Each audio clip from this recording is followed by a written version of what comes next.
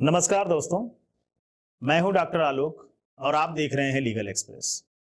दोस्तों, हमारे इंडिया में आजकल कोर्ट मैरिज का प्रचलन बहुत ही ज़्यादा हो गया है और कोर्ट मैरिजेस दोनों तरह के लोग करते हैं, जिन्होंने अरेंज मैरिज किया है और जिन्होंने लव मैरिज किया है। हाँ, अरेंज मैरिज करने वाले केवल वो लोग कोर्ट मैरिज करते हैं जिनको कोर्ट मैरिज के रजिस्ट्रेशन के सर्टिफिकेट की ज़रूरत होती है, कहीं ना कहीं उनके कैरियर से रिलेटेड होता है, कहीं और भी किसी डॉक्यूमेंट में अगर उनको चाहिए होता है।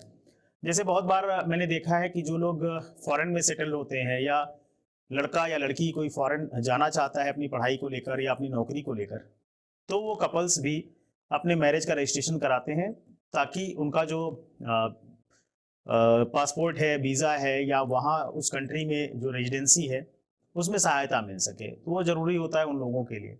दूसरा सबसे इम्पॉर्टेंट फैक्टर ये होता है कि जो लोग लव मैरिजेस करते हैं, चाहे वो इंटरकास्ट मैरिज हो, सेम कास्ट मैरिज हो, सेम रिलीजियन मैरिज हो या डिफरेंट रिलीजन में भी मैरिज करते हैं, वो लोग भी चाहते हैं कि उनका जो मैरिज है वो कोर्ट से सर्टिफाई हो जाए, कोर्ट मैरिज हो जाए, उनका मैरिज रजिस्ट्रेशन हो जाए।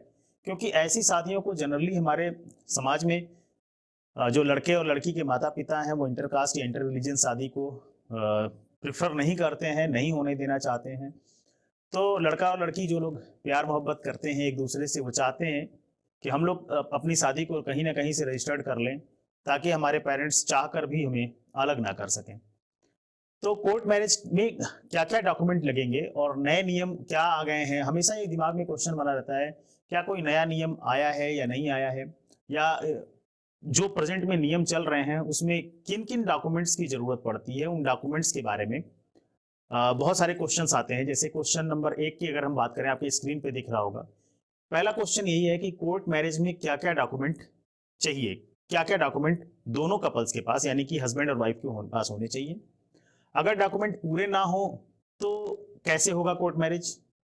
अगर हमारे पास फेक डॉक्यूमेंट है तो क्या फेक डॉक्यूमेंट से भी कोर्ट मैरिज हो जाएगा। चौथा क्वेश्चन है, क्या डॉक्यूमेंट की फोटोकॉपी अगर है, केवल हमारे पास ओरिजिनल नहीं है, तो क्या हमारा कोर्ट मैरिज हो सकता है।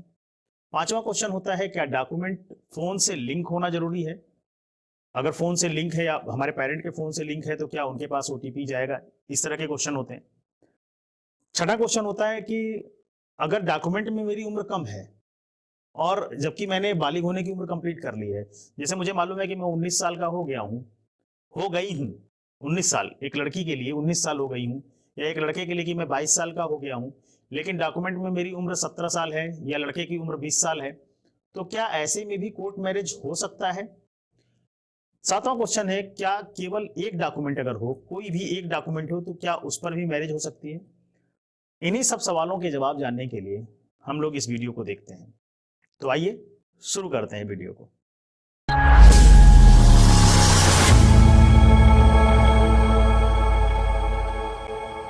दोस्तों, पहला क्वेश्चन है कि कोर्ट मैरिज के लिए कौन कौन से डॉक्यूमेंट जरूरी हैं।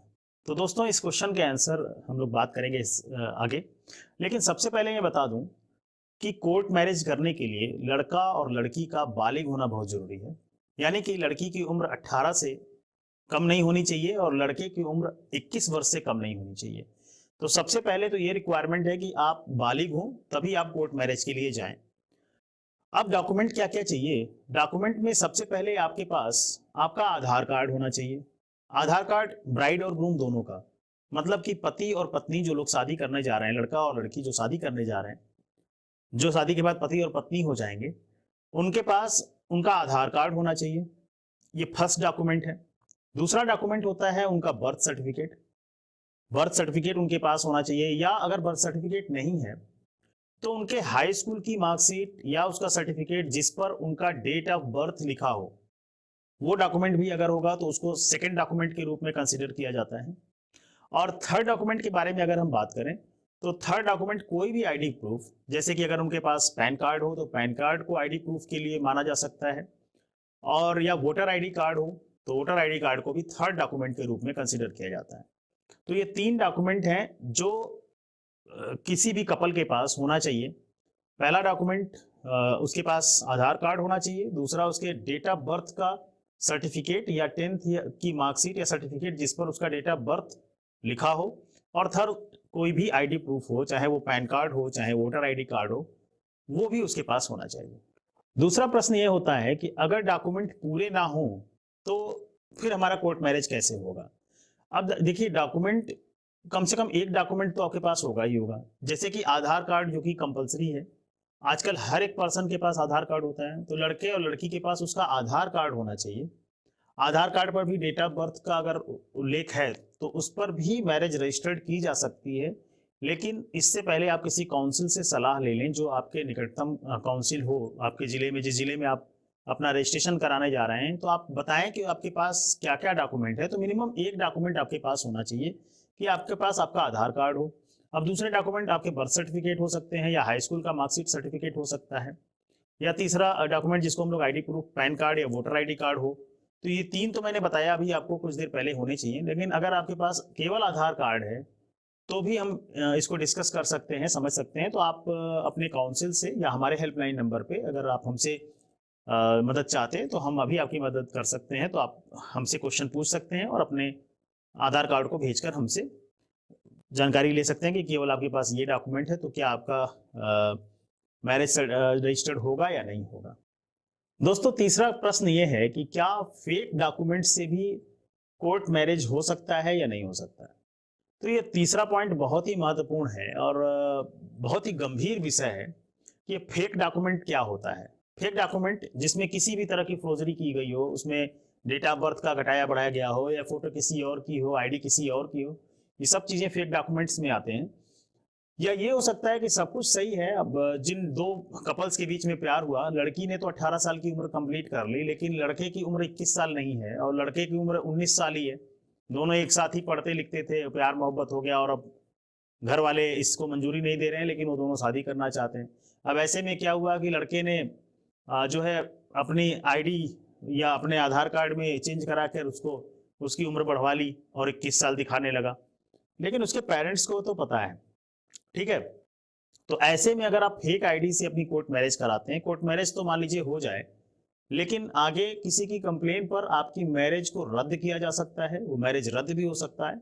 और हो सकता है कि ऐसे लोगों को जेल की हवा भी खानी पड़ सकती है। तो जेल जाना पड़ सकता है अगर आप किसी भी तरह से अपने डॉक्यूमेंट्स में कोई फेरबदल करते हैं, कोई फेक डॉक्यूमेंट प्रोड्यूस करते हैं रजिस्ट्रार के पास या एसडीएम के पास, जिसके पास भी आप जा रहे हो शादी के लिए, और उसने शादी की मैरिज कोर्ट मैरिज का रजिस्ट्रेशन कर दिया, रजिस्ट्रेशन के बाद भी आपका रजिस्ट्रेशन रद्द हो सकता है। तो इस चक्कर में मत पड़िए, फेक आईडी मत बनाइए, इंतजार कीजिए और जब उम्र हो जाए तभी शादी करिए। तो बालिग होना बहुत जरूरी है शादी होने के लिए। दोस्तों, चौथा प्रश्न ये है कि क्या डॉक्यूमेंट की केवल फोटो कॉपी हो हमारे पास। कपल से पूछते हैं कि हमारे पास तो हमारा ओरिजिनल नहीं है, केवल हमारे पास फोटो कॉपी है। हमारे हमारे पास सारे डॉक्यूमेंट हैं, तीनों डॉक्यूमेंट जो रिक्वायर्ड है वो सब है, लेकिन यहाँ पे ये हो गया है कि हमारे पास ओरिजिनल डॉक्यूमेंट नहीं है। अब ऐसा क्यों हो गया, पता नहीं क्या कारण था। हो सकता है एक कारण ये हो सकता है कि ये जो शादी होने जा रही है, जिसके बारे में पेरेंट्स को पता चल गया है कि ये लोग प्यार मोहब्बत करते हैं, शादी कर लेंगे, और उन्होंने आपकी जो आईडी है, आपका जो आधार कार्ड है जो ओरिजिनल है, उसको अपने पास रख लिया है और आपको नहीं दे रहे हैं। तो ऐसे केस में लड़का और लड़की का ये प्रश्न होता है कि क्या केवल फोटो कॉपी से अगर हम प्रिंट निकाल कर दे दें तो क्या ऐसे भी हमारी शादी रजिस्टर्ड हो सकती है।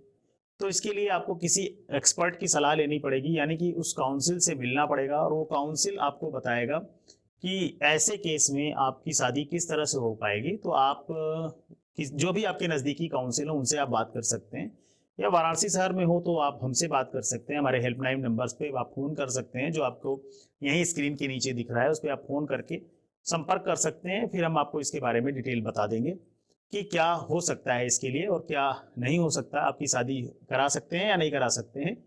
फोटोकॉपी से भी शादी बहुत लोगों की हो जाया करती हैं, तो वो सब देखना पड़ता है कि क्या क्या चीज़ें हम लोग निकाल सकते हैं।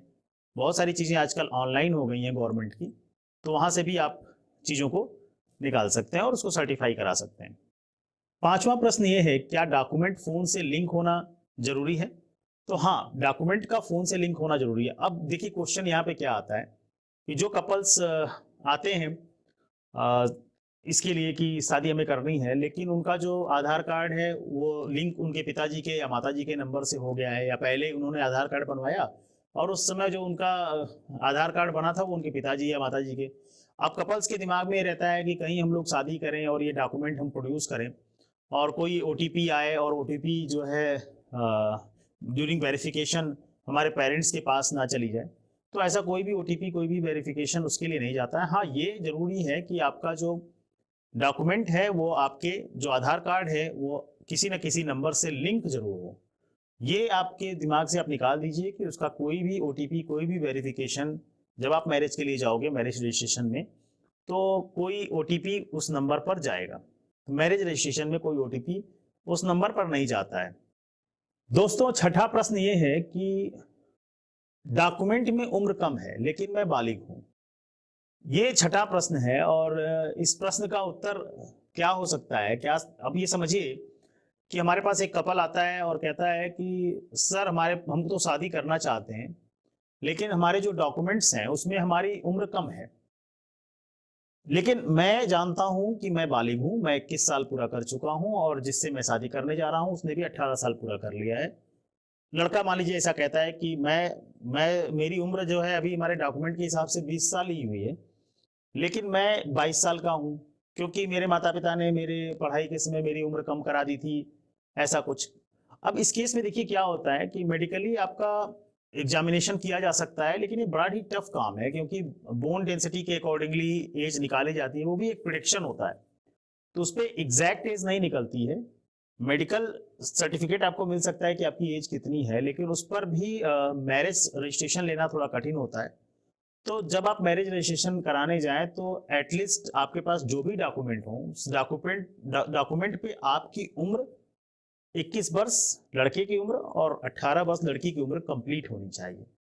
ठीक, तो इस संशय में मत रहिए कि आपके पास जो है आपने एज कंप्लीट नहीं की है डॉक्यूमेंट पे और आपकी उम्र कम है और तब भी आपका मैरिज रजिस्ट्रेशन हो जाएगा। ऐसा नहीं हो पाएगा और ये करना इलीगल है।